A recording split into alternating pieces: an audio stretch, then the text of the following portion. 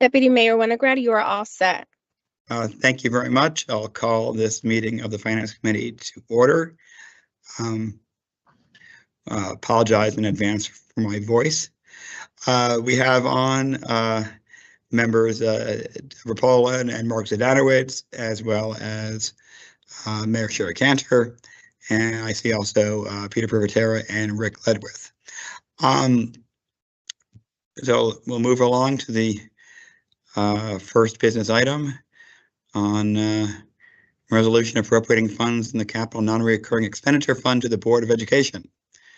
Mr. Ledwith. Thank you, Mr. Chair. And the council may recall recently appropriating about $3 million from last year's surplus to our capital non-recurring expenditure fund. And this resolution would appropriate $150,000 of that for Board of Education computer infrastructure, and then an additional $300,000 for the purchase of Board of Education furniture. The committee should know that this is not a new request. This request was made as part of the fiscal year 24 budget request last year from the Board of Education, but in an effort to lower last year's budget request, we dropped the request with the expectation that we would utilize future surplus funds should they be available, which is in fact what happened with last year's surplus. So, I do appreciate the cooperation of the school district in working with us on this request last year, and we are now in a position to fund these two important infrastructure items for the school district. So appreciate the council's consideration of this resolution. So through you, Mr. Chair, I'll turn it back to yourself and the council for any questions you may have. Thank you. Any questions? I do not see any. Seems very clear. Thank you very much. And the next item is a resolution on a grant from the John Martin Foundation to support park improvements. Tell us about that. Yeah, sure. Thank you, Mr. Chair. And this resolution will accept a $75,000 grant from the John G. Martin Foundation to support park improvements. The John G.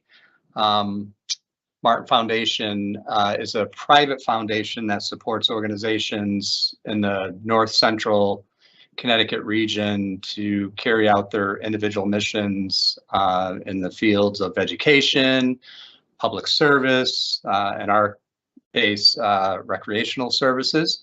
So this grant will allow us to, we have two docks that we'd be replacing. So one is at Westmore Park, and the other dock is located at Wolcott Park. So these funds will allow us to replace both of those docks. And then we will also replace a waterside fishing platform at McGovern Pond at Spicebush Swamp.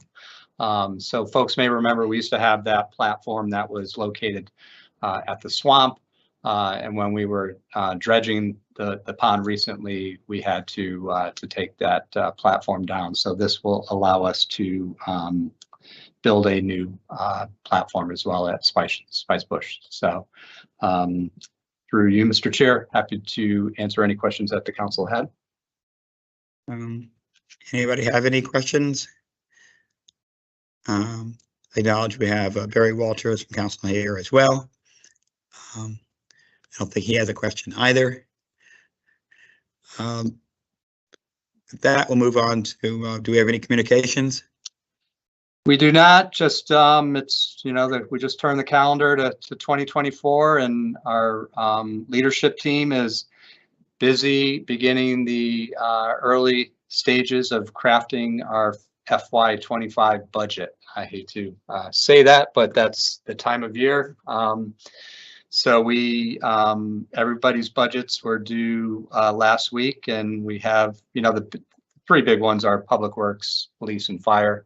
Everyone else has a little bit more flexibility when submitting their budgets, but we're in the process now of beginning that evaluation of their submissions. We also spent time with each of our directors on their capital improvement program requests for the upcoming budget cycle and out for the next 12 years as well. So we are beginning that, and we'll continue to keep the council updated as we move through the next several weeks, and look forward to presenting that budget in the early part of March, which will be before us before you know it. So, but we'll certainly keep our Finance and Administration Committee apprised of our work over the coming weeks. So that was it for me, Mr. Chair, under communications. Thank you.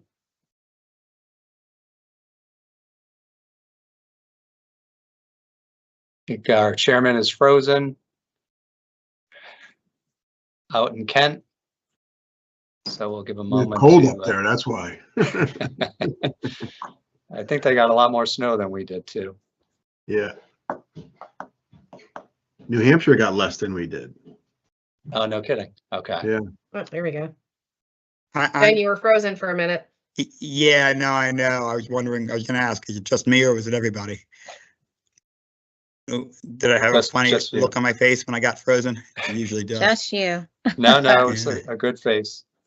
Okay. You never know when you get that He's frozen. being, Rick's being kind. Yeah.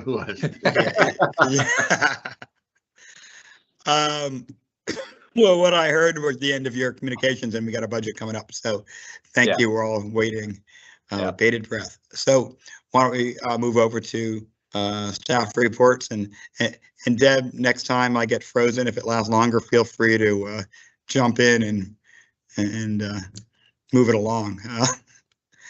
If I get frozen, you can't adjourn. I mean, that's gonna be a problem. So On it. so staff reports, Peter.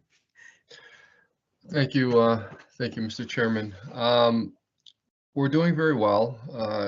We've been doing well for the past few months in our projections. We're projecting a $3.2 million operating surplus. We've been very fortunate on the revenue side. We have, our municipal revenue sharing grant of 1.8 million came in. Along with right now, we're about 2.2 million over in our investment earnings. We did get some additional pilot money, and we're projecting to get some additional supplemental motor vehicle money, as well as, I think I mentioned this before, we signed an agreement with a contractor to cap our landfill. And part of that agreement is that contractors will be bringing in capping material, which is construction related material. It's accepted by the EPA, and we're going to be charging them per ton on bringing that material in. So our estimate right now for this fiscal year is about $375,000 of additional revenue. On the expenditure side, we're projecting a little over $1.6 million deficit, and basically it's public safety.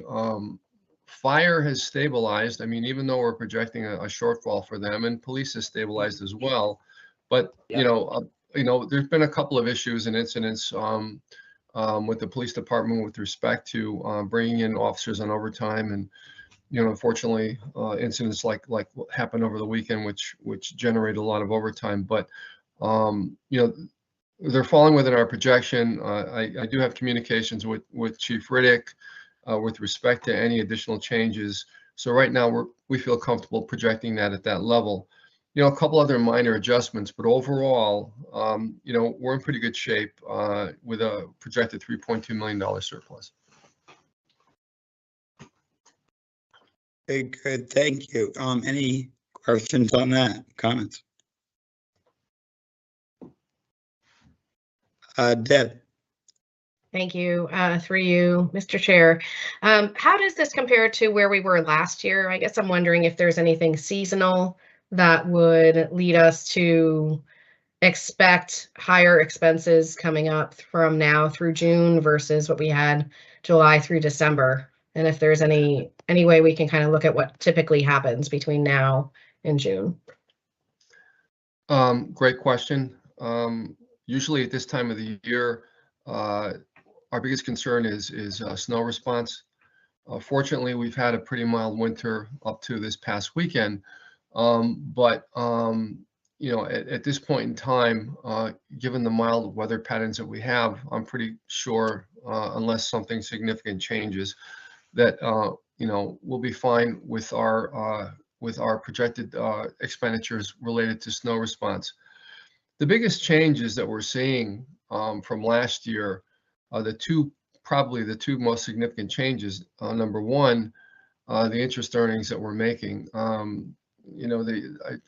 looked at the Treasury short-term investment fund where we put most of our funds, and as of last Friday, that was still at 5.4%.